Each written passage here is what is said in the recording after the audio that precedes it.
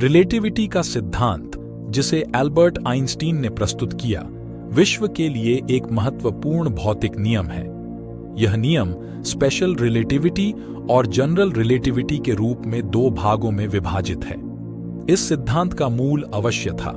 उसका नाम है रिलेटिविटी का सिद्धांत, जो यह बताता है कि गति और दूरी को निर्दिष्ट द्रव्य की अवस्था से निर्धारित किया जा सकता है।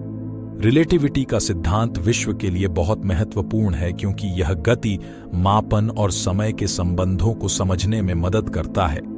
इसका एक महत्वपूर्ण प्रमुख परिणाम यह है कि जब कोई द्रव्य बहुत तेज चलता है तो उसका समय स्थिर होता है, जिसे वे वास्तव में समय की डिलेशन कहते हैं। आइंस्टीन के रिलेटिविटी के सिद्धांत ने ब्रह्मांड की धारणाओं को बदल दिया। इसके अनुसार गति का अनुभव वेग की स्थितिगत वृद्धि के समान नहीं होता है।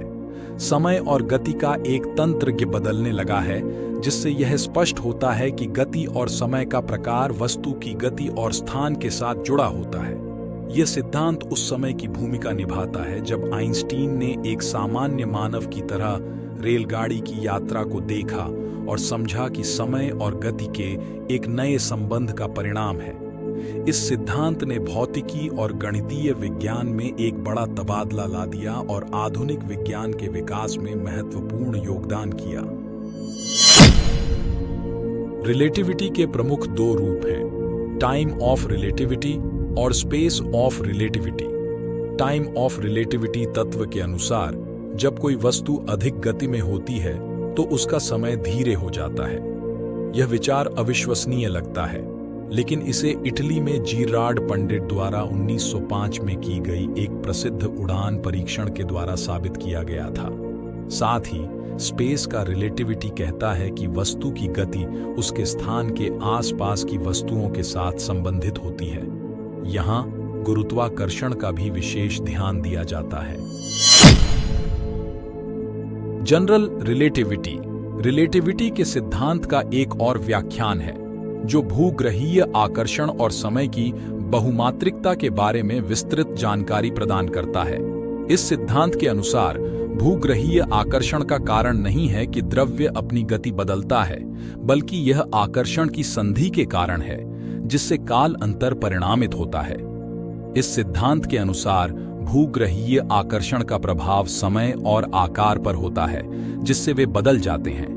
इससे हमें समय और स्थान की समझ में नई दृष्टिकोण मिलता है। यह सिद्धांत भौतिकीय विज्ञान के विभिन्न क्षेत्रों में अनगिनत प्रयोगों के लिए महत्वपूर्ण है, जैसे कि संचार, उच्च ऊर्जा भौतिकी और ग्रहण। एक व्यक्ति जो अधिक गति से चल रहा है, उसका समय कम होता है और उसका आकार भी कम होता है।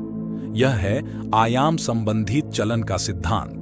यह सिद्धांत एल्बर्ट आइंस्टीन द्वारा उनके सामान्य चलन के सिद्धांत के विपरीत किया गया था। इसे रिलेटिविटी सिद्धांत कहा जाता है। इसके अनुसार गति और समय अनिश्चित हैं और यह किसी निश्चित ध्यान में नहीं होते हैं। इस तत्व के अनुसार समय और स्थान का संबंधितता एक स्थिर नहीं होता है, वरन यह देखने वाले के गति और ग्रहण के परिणामों पर निर्भर करता है। इसका सिद्धांतिक अर्थ है कि विश्व का कोई भी घटना स्थितिगत नहीं होती है, बल्कि यह देखने वाले के गति और स्थान के संबंध पर निर्भर करती है। इस सिद्धांत के अनुसार जब कोई वस्तु बहुत तेजी से चलती है तो उसकी गति बदल जाती है और समय भी उसके साथ प्रभावित होता है।